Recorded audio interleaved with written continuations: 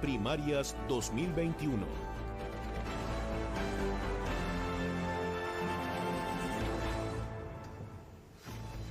Y volvemos a este primer debate de primarias 2021. Tenemos consenso con los colegas acá que este es el momento más esperado de la noche, porque llegó el momento en que los propios candidatos se preguntan entre sí por sorteo. Por sorteo se han definido duplas sucesivas que se irán consultando e interpelando en función de temas que, ojo, han elegido libre individualmente. La interacción dura 2 minutos, el diálogo entre ustedes dura 2 minutos y la primera pregunta no puede durar más de 30 segundos. Esperamos un diálogo fructífero. Comienza Mario Desbordes preguntándole a Sebastián Sichel. Tiene sus 30 segundos de pregunta desde ahora, ya. Gracias, Mónica. Sebastián, hace unos meses atrás, junto a un grupo de dirigentes sindicales, hicimos una columna de opinión en el diario El Mercurio, en donde planteábamos que había que avanzar a una participación de los trabajadores con la empresa que fuera mucho más fluida. Nosotros creemos que la estabilidad del país es lo más urgente, más allá de seguir discutiendo jornadas y otras cosas que son fundamentales también. La respuesta tuya fue brutal. Me gustaría a la derecha hablando, defendiendo a ciertos trabajadores y no de cuestiones de los años 60. La semana antepasada, cuando conversaba con los diputados de la democracia cristiana alemana, nos planteaban que este es uno de los temas centrales de la estabilidad alemana. Ok, veamos cuál es la respuesta. Varias cosas. Primero, hay tiempo valioso, hay gente que lo está pasando mal y que más que el conflicto quiere escuchar soluciones. Casi la mayoría del empleo en Chile es en pymes, no solo la mayoría, el 70%, y no saben lo que son los sindicatos porque son pequeños empleos de 5 personas y la mayoría de los chilenos está trabajando en trabajos part-time, a media jornada, y por lo tanto mi principal preocupación tiene que ver con la protección de esos ciudadanos que están desprotegidos del trabajo cotidiano. Segundo, creo en la libertad de la empresa de decidir quiénes son sus directores. Lo creo profundamente. Creo que también regular esa decisión de las empresas. Perdón, Sebastián. Mario, no voy a gastar todo el tiempo. Pero esta es una pregunta. Le pregunta en qué afecta mayor colaboración. Nosotros no planteamos directorio, dicho sea de paso, planteamos mayor colaboración. ¿En qué afecta la mayor colaboración a la libertad de la empresa? No afecta en nada. Insisto que es donde están las prioridades. Gobernar es priorizar, Mario, y es bien importante. Y mi preocupación tiene que ver con el empleo informal, con pymes y cientos de trabajadores que están fuera del mercado laboral. A veces, por seguir modelos de desarrollo que no son los nuestros, miramos el sindicalismo del pasado y no entender las cosas. Creo que la prioridad hoy día es proteger a las pymes y a los grandes empleadores y a los que son los grandes empleadores de Chile, y creo que esa es la prioridad número 1 en Chile. Perfecto, diálogo terminado. Ahora es momento, ya va a tener su oportunidad Sebastián Sichel de preguntarle a Mario Desbordes, pero ahora es el momento en que Joaquín Lavín le pregunta a Ignacio Briones. Recuerden, 2 minutos en total. La pregunta que no dure más de 30 segundos, por favor, para que tenga tiempo de responder. Tiene sus 30 segundos para hacer la pregunta desde ahora, ya. Esta es una pregunta en buena, Ignacio. Yo dije al comienzo que había que liberar a Chile de los abusos del Estado y de los abusos empresariales. Te quiero nombrar 2 abusos empresariales muy graves y que tú me digas por qué eso no se puede arreglar ahora. Uno, el salirse de un servicio público. Telecomunicaciones, TV Cable, aquí tengo los mails, meses para salirse. Oye, te contesta un número al extranjero, no, sí. Y al final, la persona, digamos, 4 o 5 meses no pagó, DICOM. Ya. Y segundo, ¿por qué no se puede hacer que las grandes empresas y el Estado a las pymes le paguen al contado? Okay. Hay una ley que dice hoy día 30 días. No se les paga 30 días. Y las pymes se tienen que endeudar. Las pymes se tienen que endeudar con factoring a tasas de interés gigantescas. Pero la idea es una pregunta de 30 segundos. Vamos casi en un minuto. No se pueden Ignacio Briones, 30 segundos dura la pregunta. Avancemos absolutamente en eso. Tú me conoces y yo siempre he sido un defensor acérrimo de la competencia en beneficio de los consumidores. Hay mucho abuso de este tipo. De hecho, me tocó participar en una comisión de crecimiento y equidad, donde una de las medidas que propusimos fue exactamente esta. Usted se sale de una empresa de la misma forma como la contrató. Me la contraté por teléfono, me salgo por teléfono. Hoy día es un parto. No lo hacemos hagámoslo, pues si eso es lo que hay que hacer. Y lo segundo, respecto a las pymes en el Estado, mira, yo te quiero decir que la pregunta es ¿por qué no lo hacemos ahora? ¿Por qué no lo hizo cuando era ministro? Bueno, las dos cosas. No, si no es como era uno no es Superman. Y de hecho hay una cosa que hizo... porque este es un tema que afecta a millones de personas. Hizo el Ministerio de Economía esto. Esto empezó el Ministerio de Economía, pero hay que ponerle dientes. Y la idea está ahí, vamos con todo. Y lo segundo, respecto al Estado, nosotros avanzamos. Nosotros por vez primera redujimos el pago a las pymes, a los proveedores del Estado, de más de 60 días lo llevamos a menos de 30. ¿Por qué? Porque centralizamos las cuentas y hay que seguir avanzando en esa dirección. Debería pagar el contado al Estado.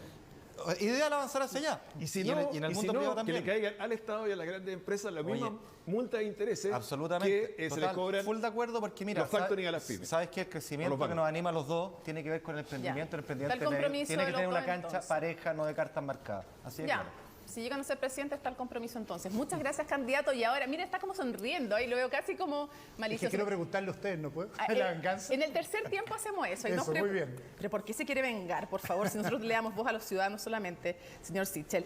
Bueno, momento entonces, Sebastián Sichel, para preguntar a Mario Desbordes. Recuerden, por favor, son 2 minutos. La pregunta que no dure más de 30 segundos para que puedan seguir dialogando. Tiene sus 30 segundos para su pregunta desde ahora, ya. Sí, mi pregunta es muy simple. Revisé las páginas web y el programa, no sé si lo busqué mal, pero no encontré el costo total del programa de gobierno de Mario ni cómo lo iba a financiar. Así que me gustaría saber para saber los datos en detalle, nada más. Sí. Bueno, nosotros somos asiduos a plantear y conversar respecto a lo que sabemos. Yo aquí he escuchado hartas frases bonitas. Recordarte, por ejemplo, dijiste que había que tener Banco Estado en La Pintana. La sucursal funciona hace años, atiende de 9 a 14 horas, etcétera. Entonces, seamos cuidadosos con la frase que tiramos. Pero mi programa tiene definido el financiamiento de las propuestas que son nuevas. Yo soy partidario del sistema mixto de pensiones y la propuesta que me identifica es la que nuestro gobierno presentó en el Congreso, fue aprobada en la Cámara y está en el Senado. ¿Cuánto cuesta en total su programa? Era lo que le preguntaba. El adicional son 5.000 millones de dólares, uno de ellos, que son 2.500 millones de dólares, solo por una vez, que es el tema del término del sistema CAE y de los demás créditos estudiantiles. Eso vale por una sola vez, son 3.000 millones de dólares. Y podría llegar a 4.000 incluso, porque la información del Ministerio de Educación está hoy día desactualizada. Una contrapregunta, Mario. Si eso cuesta eso y la pensión básica universal que propones cuesta más o menos eso mismo, es harto más que 5.000. Y la segunda pregunta es cómo se financia, porque ya sumé rápidamente 8.000, me dijiste 5.000 totales. ¿Cómo se financia lo adicional? Porque propones un plan único de salud, la pensión básica universal y el CAE. Todo eso me da 12.000 millones rápido. Entonces, ¿cómo se financia? Bueno, ¿Son 12.000 o no? Usted, ministro, debería saber que hay costos que son por una vez y costos permanentes. El tema del CAE es por una sola vez. Pero además recordarle que el fisco paga cientos de miles de millones de pesos anuales en pagos que están vinculados a la calidad de aval en el CAE. Es un tema a que todo no se le olvida. Estamos pagando miles de millones de pesos. Luego, respecto del Plan Universal de Salud, se compone fundamentalmente de 2 aspectos. Un fondo solidario, donde todos ponemos nuestro 7%, y, por supuesto, hay que evaluar cuál es el aporte total. Pero fundamentalmente se compone el sistema con los aportes del 7% de todos los chilenos. Así funciona en Inglaterra, así funciona en Holanda. La discusión es si en el primer piso tú vas a tener un prestador único o multiprestador. Se acabó el tiempo. Seguimos entonces con Montserrat. nuestra sección de preguntas o fuego cruzado, también podríamos decir. Es el turno de Ignacio Briones, quien pregunta a Joaquín Lavín. Adelante, señor Briones. Joaquín, creo que concordaremos en lo que voy a decir. Enfrentamos un cambio de ciclo. La política como conocíamos se acabó y esto se trata mucho más que los próximos 4 años, se trata de los próximos 30. El próximo gobierno, de alguna manera, va a ser un gobierno que le va a tocar encabezar una transición y va a tener que ampliar la cancha para poder dar gobernabilidad. Yo te quiero preguntar si tú coincides con ese diagnóstico. Tú has hablado de un gobierno de unidad nacional y cómo vas a ampliar la cancha. Bueno, yo coincido plenamente con el diagnóstico que hace Ignacio. Creo que el próximo gobierno va a ser sí o sí un gobierno de un nuevo ciclo, no es un gobierno de continuidad, y básicamente porque va a tener que echar a andar esta nueva manera de mirar Chile y de sentir Chile, que es la nueva Constitución. Para darle gobernabilidad a Chile ya no podemos tener los gobiernos tradicionales de derecha o de izquierda que hemos tenido hasta ahora. Obviamente nosotros tenemos que ampliar nuestra coalición, incluso llamar a gobernar.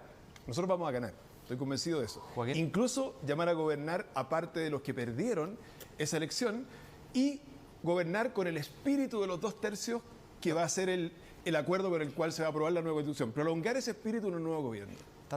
Qué bueno que estemos de acuerdo en el diagnóstico. Creo que es bien fundamental para no ofrecer falsas promesas. Esta no es una elección cualquiera de ofertones, es de gobernabilidad. Y la pregunta que yo te hago enseguida, ¿por qué tú y por qué la UDI sería el partido capaz de tender puentes a convocar un mundo nuevo, a un mundo que amplíe la cancha? Siendo que la UDI la verdad es que ha estado más en los extremos, ha estado más en Vamos los a que bloqueos, responda, le quedan 20 ha segundos. estado más bien en el tironeo Joaquín de izquierda y Lavín. derecha que nos Mira, tiene parados. Entonces, bien concretamente, Ignacio, ¿por qué la UDI? ¿por qué tú y la UDI? no estoy hablando por la UDI, estoy hablando por mí. Yo voy a ser el presidente. Y aquí el punto es, no es si personas nuevas o personas antiguas, es hacer las cosas de distintas formas. Si vamos a hacer las cosas de la misma forma que lo hemos hecho hasta ahora, gobiernos de la coalición derecha-izquierda, no vamos a llegar a ninguna parte. Hay que ampliar la coalición y si nosotros ganamos en Chile, esa idea se va a imponer ante la gente. La gente lo quiere acuerdos, quiere que gobernemos juntos. Tiempo. Por sorteo, nuevamente Ignacio Briones, en esta ocasión le pregunta entonces a Mario Desbordes. Mario, uno de los problemas de legitimidad más severos y que tiene que ver con lo que nos ha pasado como país, la desconfianza en la política, tuvo que ver con el financiamiento ilegal de la política, que fue grotesca, que no tuvo sanciones, que generó una percepción de desigualdad ante la ley, que generó mucha ofuscación y llevó a reformas. La pregunta que yo te quiero hacer, si a tu juicio esa reforma y su implementación son suficientes para romper este lazo entre empresas, dinero y política, ¿o queda mucho por hacer? ¿Cómo lo ves tú y qué harías tú? Bueno, por supuesto que se avanzó mucho. La Comisión Engel hizo un gran trabajo. Una de las primeras reuniones que tuvimos con la presidenta Bachelet y mucho antes del escándalo del financiamiento irregular de la política, con la directiva de la época, le pedimos a la presidenta que impulsara el financiamiento público de los partidos políticos, una medida que es súper poco popular y que lamentablemente a veces malentendida, pero se trataba de dejar de tener mecenas o controladores de los partidos. También en términos de campaña era fundamental terminar con el financiamiento de las empresas a las campañas, al menos abiertamente. En eso se avanzó y se avanzó bastante. Lo que sí falta mucho es transparencia, falta transparentar quién está detrás de cada uno de los equipos de trabajo, quién nos apoya, quién nos representa, quién nos está financiando hoy día, antes incluso de la primaria, porque yo vi mucho gasto previo y uno dice, ¿de dónde sale el financiamiento para el gasto previo? Oficinas, agencias, etcétera. Falta mucho todavía, Ignacio. ¿Pero tú dices de esta primaria? Sí, de esta primaria. Hay que transparentar, por supuesto, aún más el gasto, por supuesto el de los partidos ya está transparente, pero mucho más el gasto que hace un parlamentario, que hace una autoridad de gobierno, etcétera. Para eso falta mucho todavía. Yo creo que estamos en un buen estándar, pero no hemos llegado a los estándares óptimos a nivel comparado con la OCDE. ¿Y cómo asegurarías tú que si hubiera todavía maletines con dinero? Porque una vez tú tienes el canal legal a través del CERVEL, que es lo que todos nosotros mostramos, pero lo que tú estás sugiriendo es que hay candidatos que tienen aportes por otro lado. ¿No deberíamos acaso endurecer las sanciones en caso que se compruebe que eso es así? Hay que endurecerlas de todas maneras, hay que darle más herramientas al CERVEL. El CERVEL, y el gobierno no lo ha hecho, no puede fiscalizar cuánto se gasta en radio, cuánto se gasta en palomas, cuánto se gasta de verdad. Lo que yo explico, y la verdad es que el gasto es muy superior. Tiempo, señor Desbordes. Tiempo, señora Monserrat. Bueno, el turno ahora entonces pregunta Sebastián Sichel a Joaquín Lavín. Joaquín, el 8 de junio dijiste que si no votarías por ti mismo, que no puedes, votarías por Mario Desbordes. He visto harta complicidad hoy día, cosa que me alegra en general entre nosotros. Si no votaras por ti, ¿tú crees que yo sería un buen presidente? Sí, yo creo que tú serías un buen presidente. Y creo que también lo sería Mario y también lo sería Ignacio. Y por eso, no, ¿verdad? Te lo digo de verdad. O sea, si yo no gano la primaria de Chile Vamos, yo espero ganarla, estoy convencido de eso, pero si no la gano, voy a apoyar al de ustedes que gane y voy a estar detrás de esa persona y le voy a desear lo mejor. Así que en eso, quédate tranquilo. ¿Y por qué te presentas de nuevo entonces por tercera vez si crees que puede haber otros buenos presidentes de la coalición? Bueno, yo no me presento por tercera vez porque sí. Me presento porque siento que tengo el mejor proyecto para Chile en este momento, que es crecimiento económico, con cambio social profundo, en paz y tranquilidad, sin polarización y sin odio. Eso es lo que quiero hacer, liberar a Chile de los abusos del Estado y de los abusos empresariales. Muchas gracias. Bueno, fue menos tiempo, así que está bien. Bueno, a continuación entonces, Daniel. Sí, seguimos. Ahora Mario Desbordes le pregunta a Ignacio Briones. Ignacio, bueno, Evópoli ha sido un partido, es un partido nuevo, ¿no es cierto?, que ha aportado, no tengo duda en eso. Desde Renovación estuvimos apoyando la Constitución en la creación de un Chile Vamos, en donde Evópoli, por supuesto, contribuyó mucho. La coalición tiene que crecer, no vamos a ganar con los que estamos hoy día, solo con los que estamos hoy día, por supuesto, hacia los independientes, pero en términos políticos creo que hay que mirar hacia alguno de los dos lados. Se preguntó acá si es que estaríamos de acuerdo algunos, se le preguntó a Joaquín respecto de republicanos. ¿Para dónde crees tú que tiene que crecer la coalición? ¿Con quién? ¿Hacia dónde hay que mirar y por qué? Definitivamente hay que mirar hacia el centro democrático, a personas, grupos, que son desencantados de la concertación, a la cual yo personalmente creo que avanzó, hizo reformas muy importantes en nuestro país, hubo cosas pendientes, evidentes, hubo cosas malas y quedan muchas cosas por hacer y ese es el desafío que nos convoca hoy día. Lo más difícil, lo más importante es hacer lo que nunca hemos hecho. Porque a nosotros, Mario, con todas nuestras diferencias, nos une una cosa, que a veces hace una caricatura. Los dos creemos en una derecha social. Yo como liberal, el liberalismo es social, porque yo creo en las oportunidades, creo en la dignidad, en que las personas sean arquitectos de sus proyectos de vida. Y por eso que estamos planteando cosas que se salen del molde de Chile Vamos, como por ejemplo un plan de salud que nivele hacia arriba y que sea universal, que ponga fin a las ISAPRES como las conocemos, o que nuestro esfuerzo sea invertir en la educación y en la educación pública a nivel escolar. ¿Sería Creo que eso nos une. ¿Sería viable hoy un pacto con la ADC, por ejemplo, en tu opinión? ¿O falta para eso? O sea, no depende solo de una parte, pero si de mí dependiera, por supuesto, tenemos que encontrarnos los demócratas en el centro. Si mira, leer el nuevo ciclo, esta nueva etapa de Chile, esta nueva transición, con todos los desafíos, pero también con todas las oportunidades, en clave del viejo ciclo, es un error. Acá tenemos que armar nuevas coaliciones, tenemos que conversar de manera distinta. Ese es el objetivo, ese es el sueño y creo que eso es lo que Chile se merece y quienes nos escuchan. Basta del tironeo de izquierda y derecha. Joaquín Lavín le pregunta ahora a Sebastián Sichel. Oye, yo voy a estar como una pregunta en las redes sociales. Me habían dicho lo del Banco del Estado, pero ya te lo dijo Mario, de que había en la ventana. Pero lo tengo claro. mira, hay una persona que me dice lo siguiente. Pregúntale a Sebastián Sichel por qué, cuando fue ministro de Desarrollo Social, paró la compra de tierras, se refiere a la Araucanía, paró la compra de tierras, si habían decenas de comunidades que cumplían con los requisitos y habían esperado 15 años para eso. ¿Ah? Y si esa decisión, ¿no crees tú que parar la compra de tierras ayudó a aumentar el conflicto? Mira, dos cosas. Voy a dar mi opinión política, pero también mi opinión jurídica, ya que los dos estamos postulando a ser presidente de la República. La CONADI es un servicio autónomo. El ministro no decide si se para o se compran tierra y hacerlo sería una falta legal. Así que si uno se presenta de presidente, tiene que saber cómo funcionan las normas. Si yo hubiera hecho eso... Ya está bien, pero perdón, si yo depende hubiera hecho del eso, Ministerio de cuidado, Desarrollo Joaquín, porque tú vas No a te ser lo quiero presidente. cuestionar, es saberlo. Si yo hubiera, por eso, si hubiera hecho eso, falto a la ley y espero que no lo hagas tú ni nadie que vaya a ser presidente de la República. Pero sí tengo una opinión. Y estoy bastante de acuerdo en no seguir con una política de compra de tierra si no le ponemos un límite a la compra y sabemos cuánto es en realidad lo que falta por comprar. Tenemos que armar una comisión de hombres nobles que determinen cuánto falta comprar, qué valor se debe dar por ellas para que no termine siendo especulativo todo el tiempo. Asimismo, y tengo una diferencia contigo de esto, y tú dijiste que podía haber tomas violentas o no violentas en la Araucanía, y lo dijiste frente a la prensa, yo creo que no hay tomas no violentas.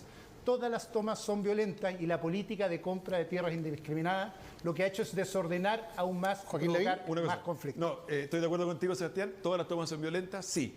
Pero no dijiste eso en la Araucanía. Sí, no, está bien. Lo que pasa es que ellos, los agricultores, hablaban de cuando yo podía entrar a un predio, podía entrar y me cobraban un peaje por cosechar, que es un chantaje, entre comillas, toma pacífica. Pero no existen las tomas pacíficas. Todas las tomas son violentas. Y tú, el diálogo que inició Alfredo Moreno cuando fue ministro de Desarrollo Social, ¿por qué no lo seguiste? No, el diálogo se acabó por la tragedia de la violación de los derechos humanos de Catrillanca. No nos olvidemos de eso porque si no estamos hablando de algo que desconocemos. Se quebró el diálogo por la irresponsabilidad y los delitos que se cometieron por Carabineros. Recuperar ese diálogo es parte de la estrategia de mi gobierno, pero con los que no negocian con violencia. No voy a negociar nunca con alguien que tiene una metralleta guardada debajo de la mesa. Ahora, Sebastián Sichel precisamente le pregunta a Ignacio Briones. Ignacio, ¿qué crisis personal económica te ha tocado enfrentar y cómo la resolviste? Y también laboral. ¿Y cuál es tu evaluación de cómo resolviste ambas? ¿A nivel personal? A nivel personal y laboral. Cuando era chico, me acuerdo con mucha fuerza la crisis del 82. Mis dos padres son arquitectos, independientes, quedaron sin ingresos. Fue un momento que recuerdo, era pequeño, yo tenía 10 años. Pero lo recuerdo como si fuera ayer, porque vi a mis padres sufrir. De hecho, estuvimos a punto de partir, porque no había oportunidades. Me tocó más adelante también ver a mi padre quebrar y levantarse y pasarlo muy mal. Y la verdad es que nosotros fuimos privilegiados en tener buena educación, unos padres que nos dieron mucha libertad, mucho cariño, mucha conversación, mucho contacto con artistas. Pero no fuimos una familia de fortuna, tuvimos una realidad acomodada, una familia unida. Y por lo tanto cada uno de esos embates nos golpeaban y creo que el tema de fondo, y yo lo he escuchado y lo he notado en esta libreta, recorriendo Chile, que sale una y otra vez, es cómo reconocemos a a las personas en Chile, la clase media, que sacan la mugre y que hoy día te dicen, estoy en el jamón del sándwich. Porque soy demasiado rico para las ayudas del Estado, demasiado pobre para el sector privado. La laboral, crisis laboral que te haya tocado. Crisis laboral mía, personal, mira, yo la verdad es que desde que salí de la universidad... profesional, no tuya, como profesionalmente la principal crisis que hayas tocado resolver como economista, bueno, como director de empresa. mientras fui ministro, creo que sin duda alguna la principal crisis es esa. A ti te consta, fuimos parte de un equipo, trabajamos sin parar junto a mis equipos, yo tenía un saco de dormir en mi oficina, me quedé varias veces a dormir. Sacamos casi 30 leyes, sacamos una ley de protección del empleo que permitió salvar 1 millón de empleos, un crédito con aval del Estado que permitió salvar 300.000 pymes y me siento orgulloso de esos logros. ¿Y tu evaluación? Porque la pregunta es ambas con la evaluación, la personal y la laboral. ¿Cuál es tu evaluación? ¿Qué haces después de haber enfrentado ambas crisis? De la laboral que la personal. Estamos en el tiempo. No entiendo la pregunta. ¿Cómo evalúas que lo hiciste? Bueno, yo soy muy autocrítico y me expongo a la crítica y me gusta la crítica. Pero creo que hicimos un esfuerzo gigantesco y en materia económica, fíjate tú, Chile va a ser el único país que, producto de las medidas que tomamos, este año va a crecer más que lo que cayó. No lo puede ser ningún país de la región y yo me siento feliz de que muchas empresas se hayan salvado y pegas se hayan salvado. Gracias, estamos pasados en el tiempo. Maca. Sigo yo. Le corresponde a Joaquín Lavín preguntarle a Mario Desbordes. Mario, yo tengo una propuesta en el programa que es que gradualmente el sueldo mínimo durante los próximos 4 años de gobierno pueda llegar a ser 500.000 pesos. Obviamente que eso lo paguen las grandes empresas. Tengo claro que las pymes no pueden pagar ese salario mínimo y por tanto que el actual ingreso mínimo garantizado, que es un programa que complementa el ingreso de las personas cuando la empresa paga menos, se amplíe solo para las pymes y que las grandes empresas paguen 500.000 pesos y las pymes paguen otro sueldo mínimo, pero el Estado les complemente para llegar a 500 y que el Estado a sus contratistas, nosotros lo hacemos como municipio de Las Condes, cuando llamamos a una licitación, recolección de residuos, lo que sea, ponemos que nadie puede pagar a sus trabajadores menos de 500.000 pesos. ¿Qué piensas tú de una propuesta así? Bueno, por supuesto, avanzar en aumentar el salario mínimo y llegar al número mágico hoy día de los 500.000 pesos es una urgencia. Escuchamos a varios grandes empresarios decir que lo están pagando y por lo tanto, enhorabuena, hay que ver si es todas sus empresas, etcétera, perfecto. Y la preocupación, como bien dices, es la pyme.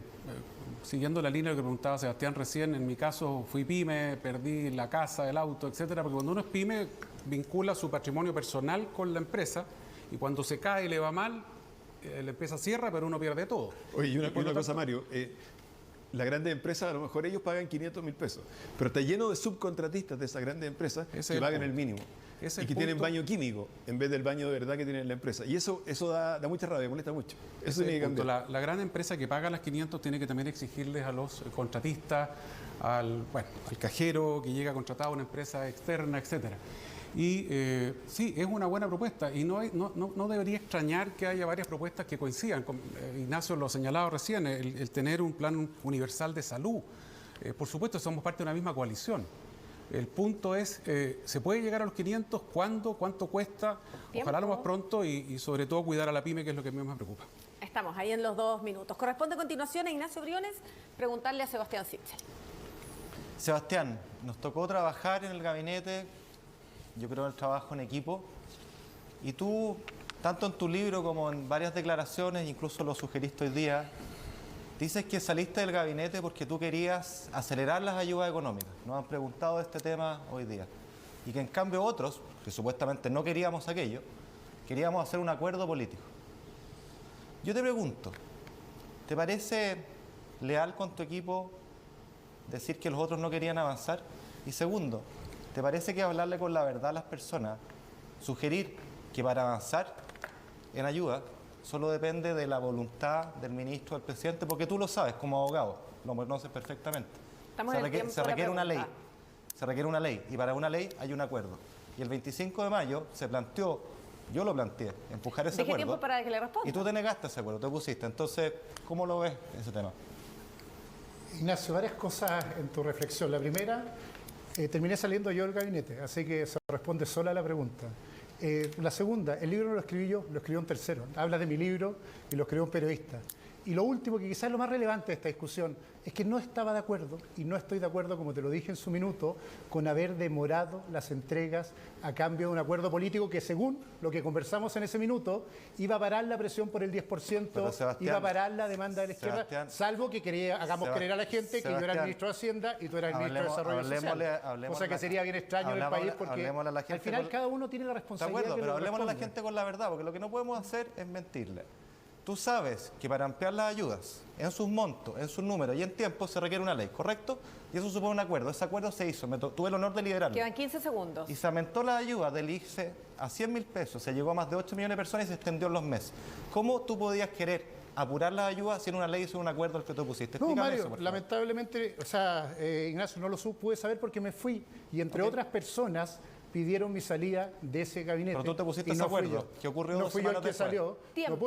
Bueno, tú estuviste de acuerdo con que yo saliera, que fue parte de lo que pediste. Cierra esta ronda de preguntas cruzadas Mario Desbordes preguntando a Joaquín Lavín. Joaquín, mirando tu programa, la verdad que hay varias medidas que comparto, me parecen muy buenas medidas. La pregunta es si esas medidas son lo que también la UDI o los asesores económicos con los que tú estás trabajando comparten. ¿Cómo vas a hacer para conciliar las dos cosas? Porque de verdad uno escucha a Tomás Flores, que le tengo mucho aprecio, fuimos subsecretarios juntos y no sé si están exactamente alineados. Bueno, yo creo, Mario, que compartimos muchas medidas en el programa de gobierno, que cuando tú hablas de derecha social, a mí no me gusta ponerle apellido y no quiero que el próximo gobierno sea de derecha. Yo sé que esto es una primaria de votantes de centro-derecha, pero el próximo gobierno tiene que ser mucho más amplio. Pero obviamente que el sello social es lo más importante de todo y el cambio social profundo en Chile viene sí o sí. Yo sé que hay personas que a lo mejor están en los equipos. Hay un programa de gobierno, son 400 personas que estuvieron detrás, que tienen ciertos pensamientos, hay que conciliarlos. Recordemos además, Mario, que quien gane la primaria de Chile Vamos va a incorporar no solo las propuestas de su propio programa, sino que probablemente las propuestas también de los otros programas. Entonces, yo tengo muy claro, como presidente, que lo que Chile quiere es un cambio social profundo, es un cambio en el modelo de desarrollo, un cambio de énfasis. Por eso que hablo de un Estado más fuerte, con derechos garantizados. Por eso he dicho todo lo que he dicho, que a veces me significa algunos costos al interior de mi propio sector, pero yo creo profundamente en ese cambio social. Y lo voy a hacer, pero en paz y con una economía que tiene barriga. Eso es clave. Muchísimas gracias, Monse. Bueno, estamos ya concluyendo entonces este segmento de preguntas y emplazamientos entre ustedes. Yo creo que nos vamos a quedar sin pega, ¿o no? Nosotros. Porque ha sido la verdad que muy interesante verlo a ustedes enfrentarse y hacer estas preguntas cruzadas. Bueno, y hemos escuchado las propuestas de cada uno de estos... Hemos tenido la constatación recién de lo que se vive en poblaciones de Santiago y regiones. El alza dramática de la pobreza. Más de 2.100.000 personas viven en la pobreza y más de 850.000 en la extrema pobreza. Es el alza más terrible en 2 décadas. Pero Chile es un país que tenía espaldas para enfrentar esta crisis. Poco endeudamiento fiscal y una gran cantidad de miles de millones en ahorro. Ustedes dos fueron ministros de Estado de este gobierno. Y usted fue ministro de Hacienda. Yo quisiera que de verdad entregaran una explicación, no para la galería, sino que una explicación creíble, porque estamos todos impactados con estas cifras. ¿Cómo fue posible que permitiéramos que llegara a esta situación? ¿Cómo fue posible que ustedes no bregaran en el gabinete con energía, con convicción, por entregar esas ayudas que no llegaron nunca, que se mezquinaron, que se fueron tardando para llegar a esto? Cuando había 1,5 millones de niños, tenemos 1,5 millones de niños pobres y vulnerados. ¿Cuál es la verdadera razón de por qué se esperó más de un año para realmente entregar las ayudas que se correspondían? Cuando digo las que corresponden, no 60.000 pesos. Responde esta vez, esta pregunta es para los dos, y responde usted primero, Mario Desbordes. Bueno, entré al gabinete en julio del año pasado después de una larga discusión y un conflicto con mi propio gobierno como presidente de Renovación y diputado, justamente por eso.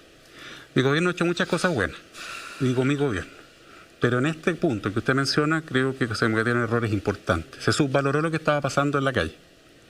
No se consideró adecuadamente el drama que estaban viendo miles de chilenos, no solo por el hecho de no tener empleo a raíz de las decisiones que se hubo que tomar respecto al encierro, sino además porque la gente que tenía empleos precarios no podía estar encerrada.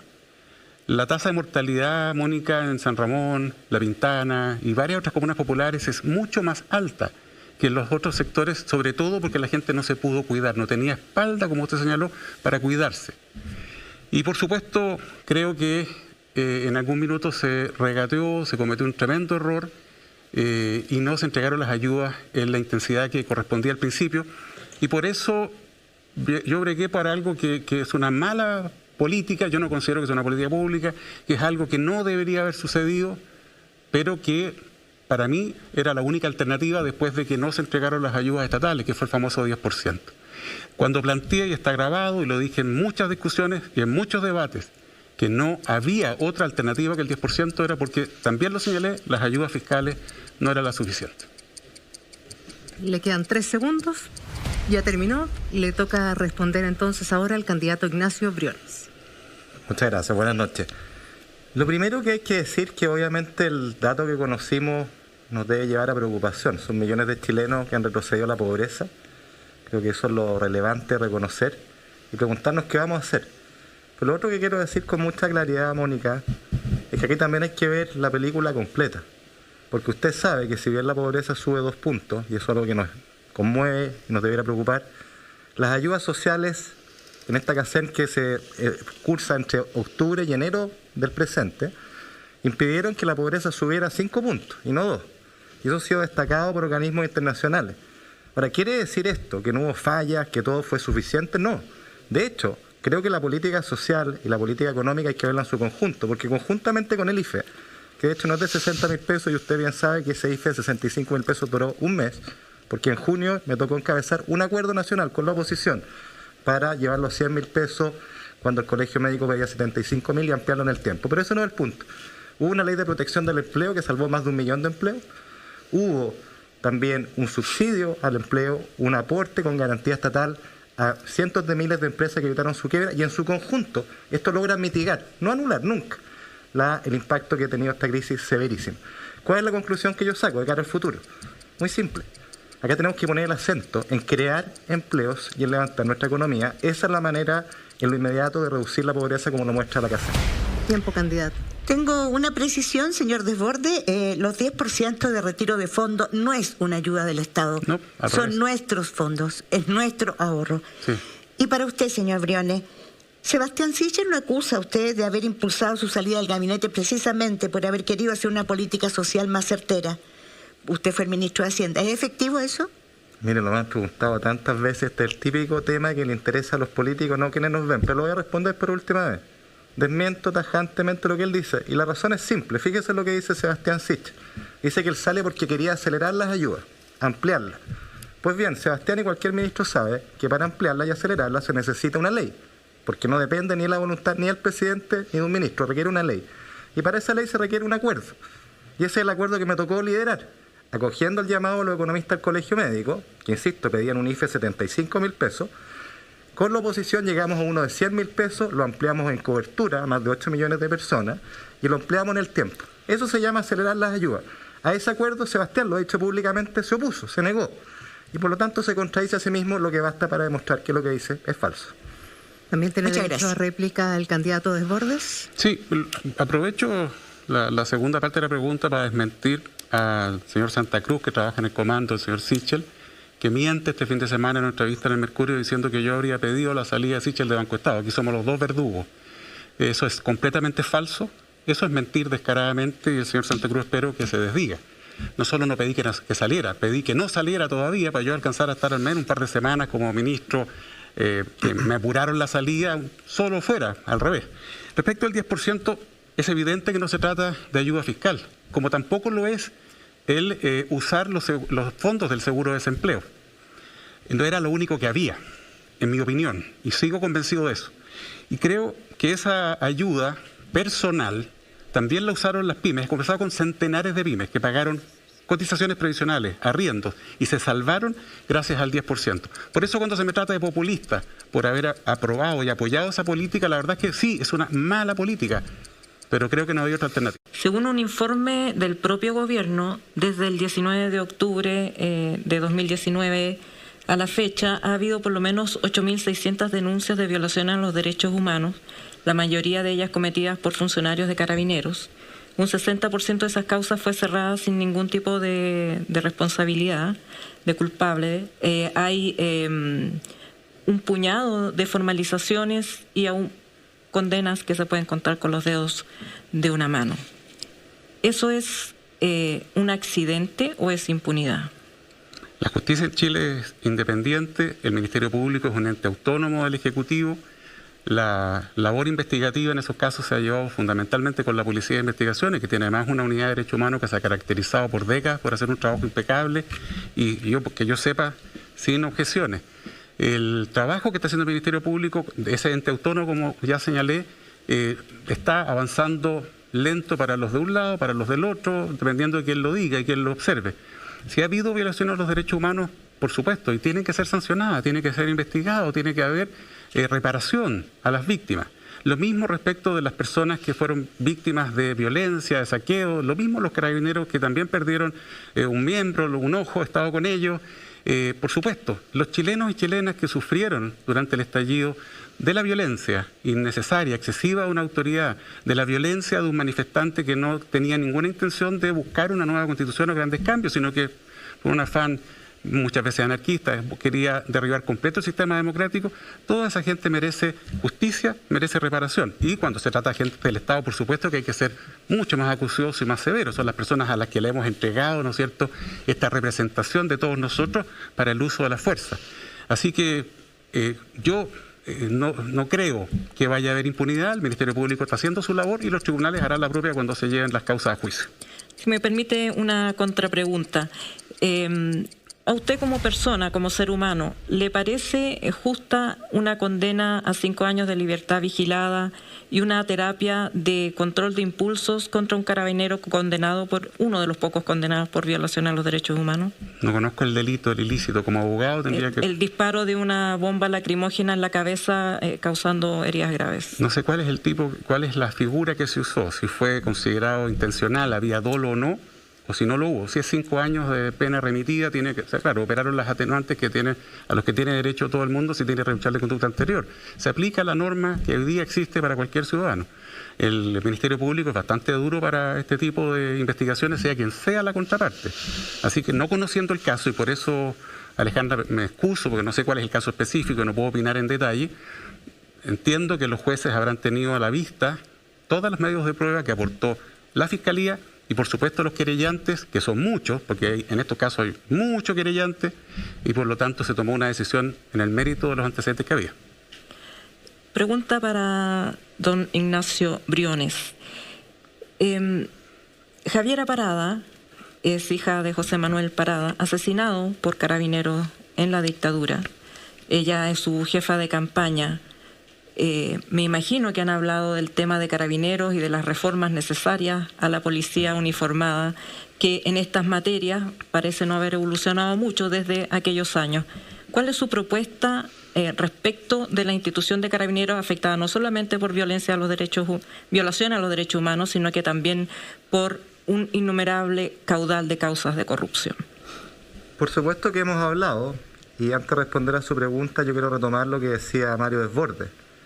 Porque nosotros, como campaña presidencial, hemos hecho una propuesta de derechos humanos que no dice nada muy distinto a lo que ha dicho Mario, en relación a que acá tenemos que respetar la separación de poderes del Estado, que la Fiscalía investigue, que la justicia opere, que impere el Estado de Derecho, y cuando hay condenas, ¿no es cierto?, y pruebas, un fallo judicial, nosotros hemos propuesto que haya una instancia reparatoria, que haya una comisión que evalúe esa instancia reparatoria. Hemos sido criticados por esto. Pero ¿sabe qué? Yo creo que los derechos humanos son un avance civilizatorio que hay que defender siempre, en todo momento y lugar. Pero lo que yo no acepto es que acá se diga que hay una política sistemática de violación de los derechos humanos. Eso supone intencionalidad, lo descarto de plano, y precisamente porque no quiero dejar, porque el tema de los derechos humanos es tan importante, creo que no puede ser patrimonio de un sector político. Me parece que es un error que sea patrimonio de la izquierda más extrema, que instala estas tesis que son completamente falsas.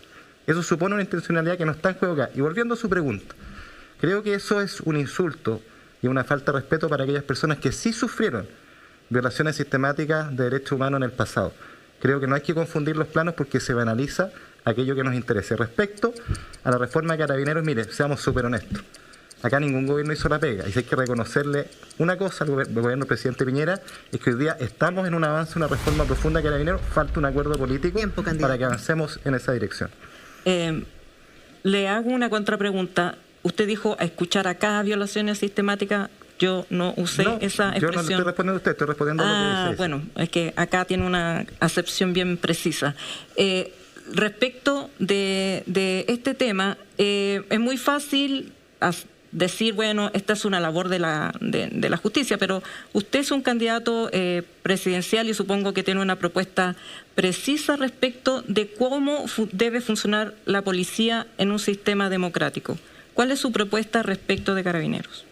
Bueno, como le decía, este es un tema que no nos hemos hecho cargo por años y acá no cuesta nada levantar el dedo para omitir las responsabilidades que han tenido todos los gobiernos.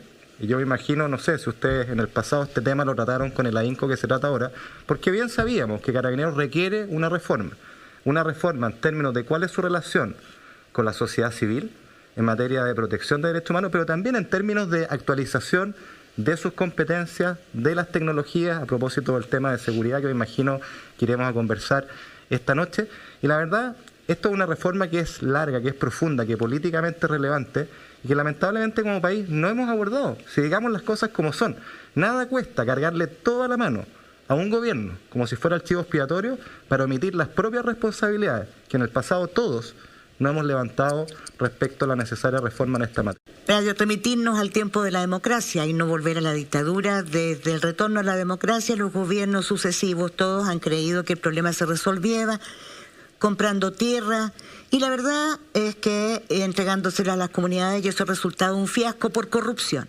Funcionarios de la CONADI han denunciado reiteradas oportunidades que ahí hay una bolsa de botín que ha funcionado como un botín para entregarle tierra que se han distribuido como botín de guerra a políticos distintos. Pero ahora tenemos un problema mucho más grave. Hay robo de madera, en que no sabemos, y hay mucho dinero involucrado.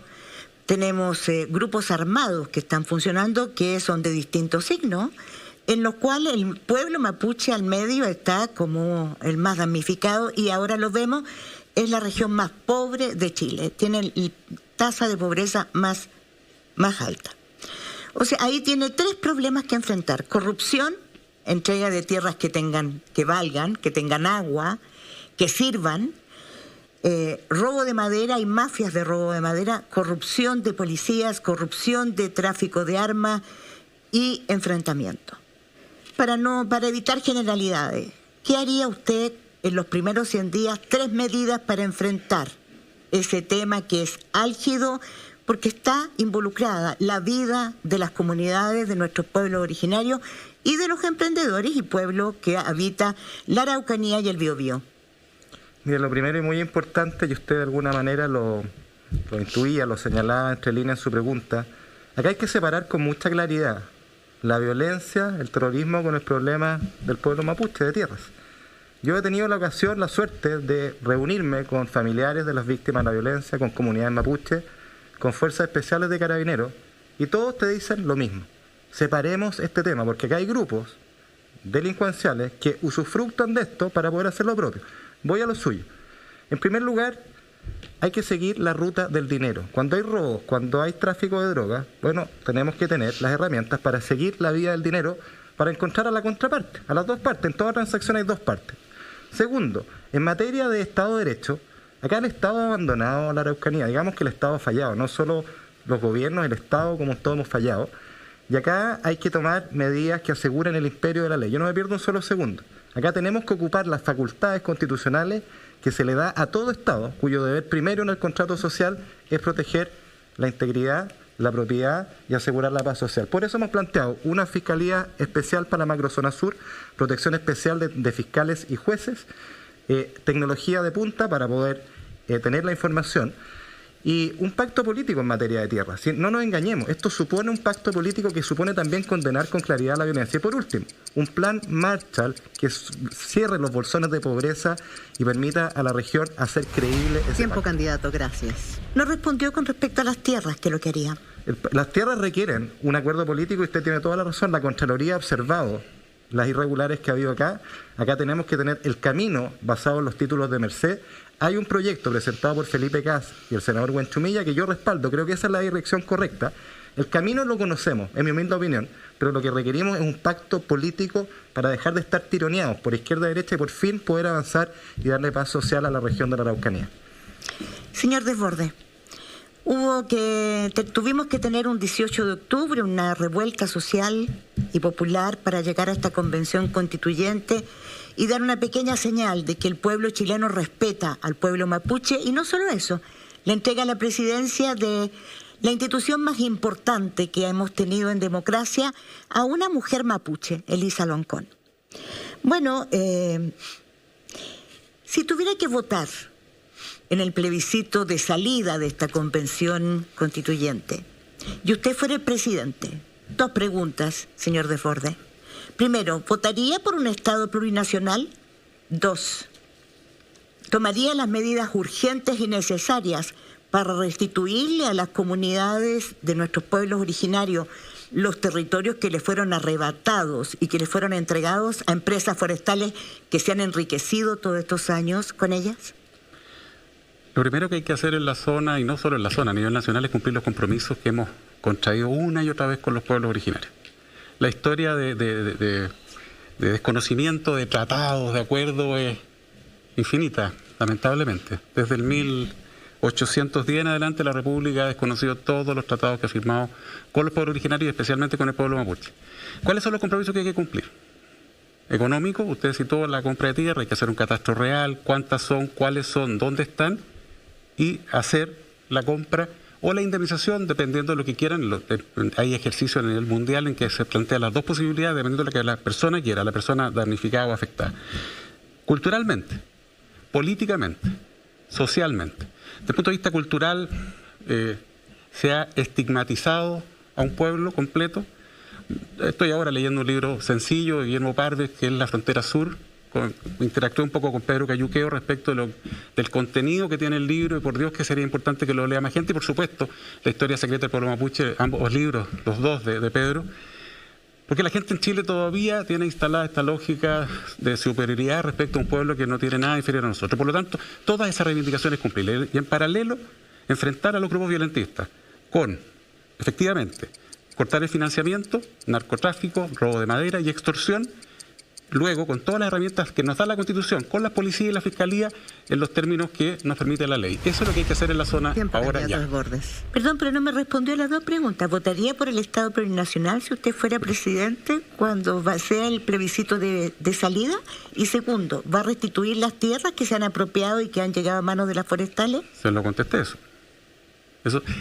Usted me hizo dos preguntas, y como usted tenía derecho a réplica, tengo espacio para que me va a preguntar la segunda. La primera se la respondí. Hay que determinar cuáles son las tierras usurpadas, cuántas son, de qué estamos hablando y, por supuesto, devolver la tierra o indemnizar. Esa es la respuesta.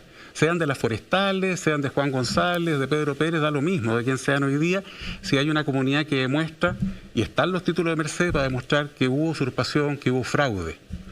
Sobre el Estado plurinacional, yo no tengo problema en esa discusión. Tenemos una área de pueblos originarios bien potente en Renovación Nacional. Estaba conversando con Carlos Yancaqueo respecto de eso. A mí no me asusto en Estado plurinacional, pero tenemos que ver en el proceso constituyente qué consenso se llega respecto de eso. Por supuesto que en la situación actual no podemos seguir con la lógica de no reconocer que aquí tenemos dentro de nuestra República de Chile varias naciones, varias etnias integrando esta república, muchas de ellas anteriores a la constitución de este país como tal. En 1981 se establecieron dos modalidades de previsión en este país. Una modalidad que existía de antes y que no se tocó tiene que ver con la previsión de los militares y de carabineros y de gendarmería. Las pensiones de los militares y carabineros lideran por lejos la lista de beneficiarios del erario nacional, superando incluso lo que percibe el Banco del Estado y la Tesorería General de la República. El ítem de jubilación de los uniformados es el ítem de mayor ponderación en el presupuesto del país. La brecha, más o menos conocida, mientras un suboficial percibe en promedio sobre los 700.000 pesos mensuales, la media de los civiles jubilados lo hace con solo poco más de 250.000 pesos mensuales, según cifras de la Superintendencia de Pensiones. Un oficial se retira con una pensión que ya supera los 2 millones de pesos mensuales. Capredena y Dipreca sumarán unos 2.600 millones de dólares del fisco para financiar a cerca de 172.000 pensiones de militares y carabineros, 106.000 de Capredena, que es del Ejército y de las Fuerzas Armadas, y 60.000 en Dipreca.